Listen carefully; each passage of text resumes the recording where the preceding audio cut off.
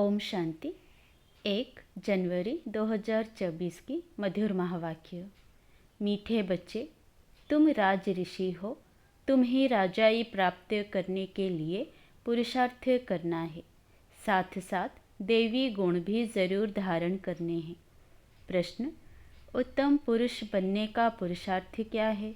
किस बात पर बहुत अटेंशन चाहिए? उत्तर: उत्तम पुरुष बनना है तो पढ़ाई से कभी रूठना नहीं। पढ़ाई से लड़ने झगड़ने का तेलुक नहीं। पढ़ेंगे लिखेंगे होंगे नवाब। इसलिए सदा अपनी उन्नति का ख्याल रहे। चलन पर बहुत अटेंशन चाहिए। देवताओं जैसा बनना है तो चलन बड़ी रॉयल चाहिए। बहुत बहुत मीठा बनना है। मुख से ऐसे बोल निकलें जो सबको मीठे लगे, किसी को दुख ना हो। ओम शांति। मीठे मीठे रूहानी बच्चों प्रति बाप बेट समझाते हैं और पूछते हैं कि आपकी बुद्धि का ठिकाना कहाँ है। मनुष्यों की बुद्धि तो भटकती है, कभी कहाँ कभी कहाँ। बाप समझाते हैं, तुम्हारी बुद्धि का भटकना बंद। बुद्धि को एक ठिकाने लगाओ। बेहद के बाप को ही याद करो। यह तो रूहानी बच्चे जानते हैं। अब सारी दुनिया तमो प्रधान है, आत्माएं ही सतो प्रधान थी, नंबरवार पुरुषार्थ अनुसार। अब तमो प्रधान बनी है, फिर बाप कहते हैं सतो प्रधान बनना है। इसलिए अपनी बुद्धि को बाप के साथ लगाओ। अब वापस जाना है और कोई को भी पता नहीं कि हमको वापस घर जाना है, और कोई भी नहीं होगा जिसको डायरेक्शन मिलते हो कि बच्चे मुझे बाप को याद करो। कितनी सहज बातें समझाते हैं। सिर्फ बाप को याद करो तो तुम्हारे विकर्म विनाश हो जाएंगे और कोई ऐसे समझा ना सके। बाप ही समझाते हैं। जिसमें प्रवेश किया वह भी सुनते हैं। पते से पावन बनने की और उस पर चलने की सबसे अच्छी मत बाप देते हैं। बाबा कहते हैं, बच्चे तुम ही सतो प्रधान थे, अब फिर बनना है। तुम ही आदि सनातन देवी देवता धर्म के थे, फिर 84 जन्म भोग कौड़ी मिसल बन पड़े हो। तुम हीरे मिसल थे, अब फिर बनना है। बाबा बहुत सिंपल बात सुनाते हैं कि अपने को आत्मा समझो। आत्माओं को ही वापस जाना है, शरीर तो नहीं जाएगा। बाप के पास खुशी से जाना है। बाप जो श्रीमत देते हैं उससे ही तुम श्रेष्ठ बनेंगे। पवित्र आत्माएं मूल वतन में जाकर फिर आएंगी तो नया शरीर लेंगी। यह तो निश्चय है ना, तो फिर वही तात लगी रहे। देवी गुण भी धारण करने हैं तो बहुत फ़ायदा होगा। स्टूडेंट जो अच्छी पढ़ाई पढ़ते हैं वही ऊंच पद पाते हैं। यह भी पढ़ाई है। तुम कल्प कल्प ऐसे ही पढ़ते हो, बाप भी कल्प कल्प ऐसे ही पढ़ाते हैं। जो टाइम पास हुआ वह ड्रामा अनुसार ही बाप की और बच्चों की एक्ट चली। बाबा राय तो ठीक देते हैं ना। बच्चे कहते हैं, बाबा हम आपको घड़ी घड़ी भूल जाते हैं। यही तो माया के तूफान हैं। माया दीवा बुझा देती है। बाप को क्षमा भी कहते हैं, सर्वशक्तिमान अथॉरिटी भी कहते हैं। जो भी वेद शास्त्र हैं सबका सार बतलाते हैं। वह नॉलेजफुल है। सृष्टि के आदि मध्य अंत का राज समझाते हैं। यह ब्रह्मा बाबा भी कहेंगे, हम बच्चों को समझाते हैं। बाप कहेंगे, तुम बच्चों को समझाता हूँ। उसमें यह ब्रह्मा भी आ जाता है। इसमें मूंझने की बात नहीं। यह है बहुत सहज राजयोग। तुम राज ऋषि हो। ऋषि पवित्र आत्मा को कहा जाता है। तुम्हारे जैसा ऋषि तो कोई हो ना सके। आत्मा को ही ऋषि कहा जाता है, शरीर को नहीं कहेंगे। आत्मा है ऋषि, राज ऋषि। राज्य कहाँ से लेते हैं? बाप से। तो तुम बच्चों को कितनी खुशी रहनी चाहिए। हम श्री बाबा से राज्य भाग्य ले रहे हैं। बाप ने स्मृति दिलाई है तुम विश्व के मालिक थे, फिर पुनर्जन्म लेते लेते नीचे उतरते आए हो। देवताओं के चित्र भी हैं। मनुष्य समझते हैं यह ज्योति ज्योत समा गए। अब बाप ने समझाया है कि एक भी मनुष्य ज्योति ज्योत नहीं समाता है। कोई भी मुक्ति जीवन मुक्ति पा नहीं सकते। तो सारा दिन अंदर में बच्चों के विचार चलने चाहिए। जितना याद में रहेंगे उतना खुशी होगी। पढ़ाई पढ़ाने वाला देखो कौन है।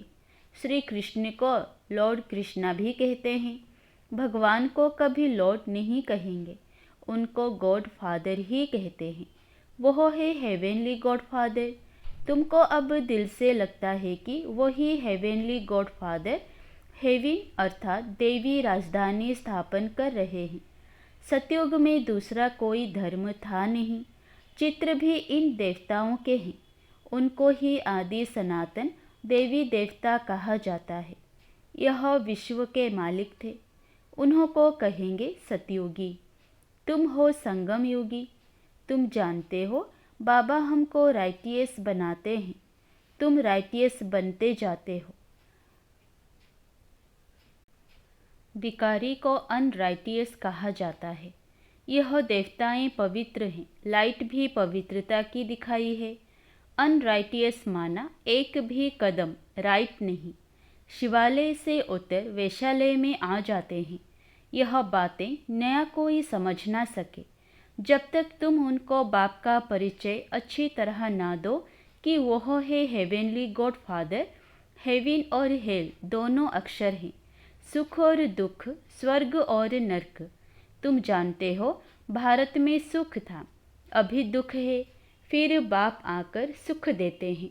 अब दुख का समय खत्म होना है। बाबा बच्चों के लिए सुख की सौगात ले आते हैं। सबको सुख देते हैं। तब तो सब उनकी बंदगी करते हैं। सन्यासी उदासी भी तपस्या करते हैं।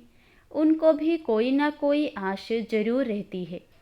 सतयुग में ऐसी कोई बात नहीं। वहाँ और कोई धर्म वाले होते ही नहीं।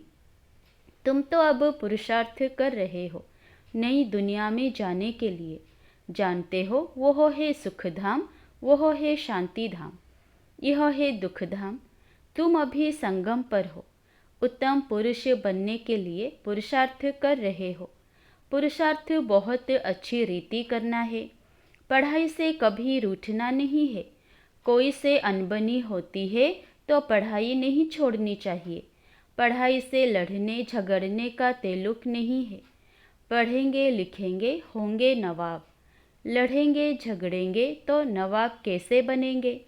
फिर तमोप्रधान चलन हो जाती है। हर एक को अपनी उन्नति का ख्याल करना चाहिए। बाप कहते हैं, हे आत्माएं, बाप को याद करो तो विकर्म विनाश होंगे और देवी गुण भी धारण होंगे। अगर लक्ष्मी नारायण जैसा बनना है तो बाप ने ही उन्हों को भी ऐसा बनाया। बाप कहते हैं, तुम ही यह राज्य करते थे, अब फिर तुमको ही बनना है। राजयोग बाप संगम पर ही सिखाते हैं। तुम कल्प कल्प यह बनते हो। ऐसे नहीं, सदैव कलयुग ही चलता रहेगा। कलयुग के बाद सतयुग, यह चक्र फिरता है जरूर। सतयुग में मनुष्य कम थे, अब फिर जरूर कम होने चाहिए। यह तो सहज समझने की बातें हैं। बीती हुई कहानी सुनाते हैं।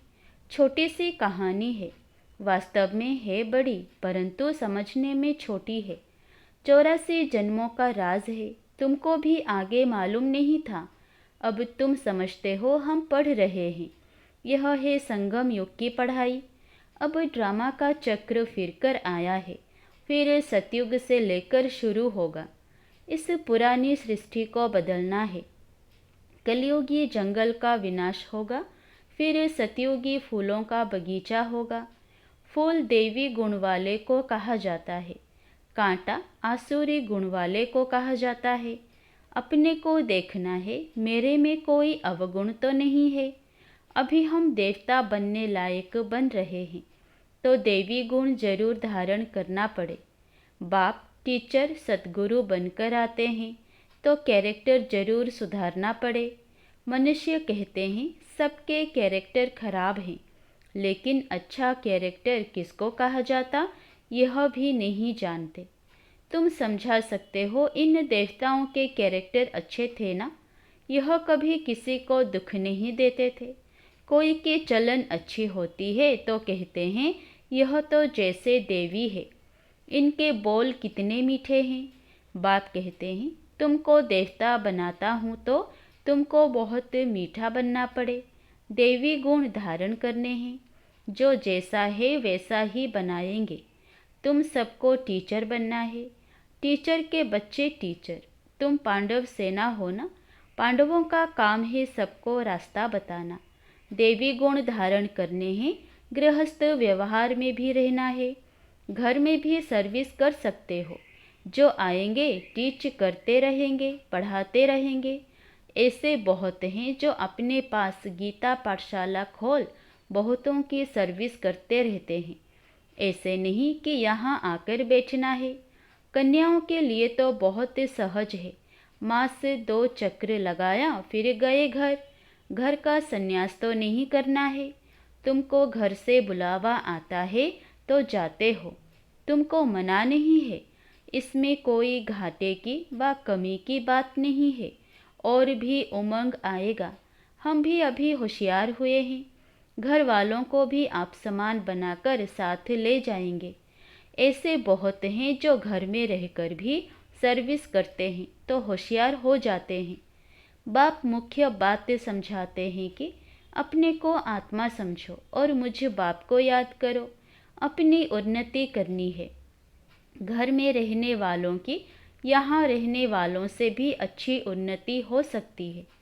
तुमको कभी मना नहीं की जाती है कि घर में नहीं जाओ, उन्हों का भी कल्याण करना है। जिनको कल्याण करने की आदत पड़ जाती है वो रह नहीं सकते। ज्ञान और योग पूरा है तो कोई भी बेइज्जती नहीं कर सकते। योग नहीं है तो माया भी थप्पड़ लगाती है। तो घर गृहस्थ में रह, कमल फूल समान पवित्र जरूर बनना है। बाबा तो फ्रीडम देते हैं, भल घर में भी रहो। सब यहाँ आकर कैसे रहेंगे? जितने आते हैं उन्हों के लिए उतने मकान आदि बनाने पड़ते हैं। कल्प पहले जो कुछ हुआ है वो रिपीट होता रहेगा। बच्चे भी वृद्धि को पाते रहेंगे। ड्रामा बिगड़ कुछ होने का नहीं है। यह जो लड़ाइयाँ आदि लगती है, इतने मनुष्य आदि मरते हैं, यह सब ड्रामा में नूंद है। जो पास्ट हुआ वह फिर रिपीट होगा। जो कल्प कल्प समझाया है वही अब भी समझाऊंगा। मनुष्य भल क्या भी विचार करे, मैं तो वही पार्ट बजाऊंगा जो मेरा नूंधा हुआ है। ड्रामा में कम जास्ती हो नहीं सकता। जो कल्प पहले पढ़े थे वही पढ़ेंगे। हर एक के चलन से साक्षात्कार भी होता रहता है। यह क्या पढ़ते हैं, क्या पद पाएंगे? अच्छी सर्विस करते हैं, समझो अचानक एक्सीडेंट हो जाता है तो जाकर अच्छे कुल में जन्म लेंगे, बहुत सुखी रहेंगे। जितना सुख बहुतों को दिया है उतना उनको भी मिलेगा। यह कमाई कभी जाती नहीं है। सतयुग में तो जहाँ जीत वहाँ जन्म होगा। बहुतों को सुख दिया होगा तो golden spoon in the mouth मिलेगा। उससे कम तो सिल्वर, उससे कम तो पीतल का मिलेगा। समझ में तो आता है ना कितना हमारा योग है। राजा रानी प्रजा सब बनने वाले हैं।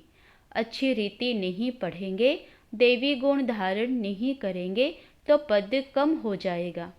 अच्छे व बुरे कर्म जरूर सामने आते हैं। आत्मा को मालूम है हम कहाँ तक सर्विस कर रहे हैं। अगर अब शरीर छूट जाए तो क्या पद पाएंगे? अभी तुम पढ़कर सुधर रहे हो। कोई तो बिगड़ते भी हैं तो कहेंगे इनकी तकदीर में नहीं है। बाबा तो कितना ऊंच बनाते हैं, साईं के घर से कोई खाली ना जाए। अभी साईं तुम्हारे सम्मुख है। कोई को तुम 2 अक्षर भी सुनाओ, वह भी प्रजा में आएंगे जरूर। देवी देवता धर्म वाले अब तक आते रहते हैं, परंतु अब पतित होने कारण अपने को हिंदू कहलाते हैं। तुम्हारी बुद्धि में यह ज्ञान ऐसे हैं जैसे बाबा के पास है। बाप ज्ञान का सागर है, बतलाते हैं यह हिस्ट्री ज्योग्राफी कैसे रिपीट होती है। टीचर भी स्टूडेंट की पढ़ाई से जान जाते हैं कि यह कितने मार्क्स में पास होंगे। हर एक खुद भी जानते हैं, कोई देवी गुणों में कच्चे हैं, कोई योग में कच्चे हैं, कोई ज्ञान में कच्चे हैं। कच्चे होने से नापास हो जाएंगे। ऐसे भी नहीं आज कच्चे हैं कल पक्के नहीं हो सकते। गैलअप करते रहेंगे। खुद भी फील करते हैं हम जहाँ तहाँ से फेल हो जाते हैं। फलाने हमसे होशियार हैं, सीख कर होशियार भी हो सकते हैं। अगर देह अभिमान होगा तो फिर क्या सीख सकेंगे। मैं आत्मा हूँ यह तो एकदम पक्का कर दो। बाप ने स्मृति दिलाई है। बाप कहते हैं मुझे याद करो तो विकर्म विनाश होंगे, फिर देवी गुण धारण होंगे। अपनी नब्ज देखनी है कि मैं कहाँ तक लायक बना हूँ। तुम अभी सृष्टि के आदि मध्य अंत का ज्ञान ले रहे हो। यह राज्यों की नॉलेज सिवाय बाप के कोई सिखला ना सके। बच्चे सीखते जाते हैं। बच्चे पूछते हैं हमारे कुल के ब्राह्मण कितने हैं, यह पूरा पता कैसे पड़े। आते जाते रहते हैं, अभी नए नए भी निकलते रहते हैं। अच्छा, मीठे मीठे सिकिलधे बच्चों प्रति माता पिता बाप दादा का याद प्यार और गुड मॉर्निंग। रूहानी बाप की रूहानी बच्चों को नमस्ते। धारणा के लिए मुख्य सार। पहला, अपना देवी कैरेक्टर बनाना है। देवी गुण धारण कर अपना और सर्व का कल्याण करना है, सबको सुख देना है। दूसरा, सतो प्रधान बनने के लिए बुद्धि एक बाप से लगानी है। बुद्धि को भटकाना नहीं है। बाप समान टीचर बन सबको सही रास्ता बताना है। वरदान, चलते फिरते अपने द्वारा अष्ट शक्तियों की किरणों का अनुभव कराने वाले फरिश्ता रूप भव। जो बहुत कीमती मूल्यवान बेदाग डायमंड होता है, उसे लाइट के आगे रखो तो भिन्न भिन्न रंग दिखाई देते हैं। ऐसे जब आप फरिश्ता रूप बनेंगे तो आप द्वारा चलते फिरते अष्ट शक्तियों के किरणों की अनुभूति होगी। कोई को आपसे सहन शक्ति की फीलिंग आएगी, कोई को निर्णय करने के शक्ति की फीलिंग आएगी, कोई से क्या शक्तियों की फीलिंग आएगी। स्लोगन, प्रत्यक्ष प्रमाण वो है जिसका हर कर्म सर्व को प्रेरणा देने वाला है। जनवरी 2024 अव्यक्त मास के लिए विशेष पुरुषार्थ की पॉइंट्स। इस जनवरी मास में विशेष साइलेंस की अनुभूति करने तथा ब्रह्मा बाप समान डबल लाइट फरिश्ता बनने के लिए पुरुषार्थ की पॉइंट्स मुरली के नीचे लिखे रहे हैं। यही पॉइंट्स जनवरी मास के पत्र पुष्प में भी रहेंगे। कृपया सभी ब्रह्मावश इसी अनुसार अटेंशन रख रोज़ एकांत में बैठ कम से कम 10 मिनट अव्यक्त साइलेंस का अनुभव अवश्य करें तथा पूरा ही दिन डबल लाइट फरिश्ता स्थिति में रह अपने श्रेष्ठ संकल्पों द्वारा इशारों से कारोबार करके अपने सेवा स्थानों को सूक्ष्म वतन बनाएं। बीच बीच में आपस में मिलकर इन पॉइंट्स पर गहरी रूरिहान करते हुए अनुभवों की लेन देन भी करें। हम सबकी यह डबल लाइट स्थिति तथा साइलेंस की गहरी अनुभूति ही परमात्मा प्रत्यक्षता के निमित्त बनेगी। अच्छा, ओम शांति।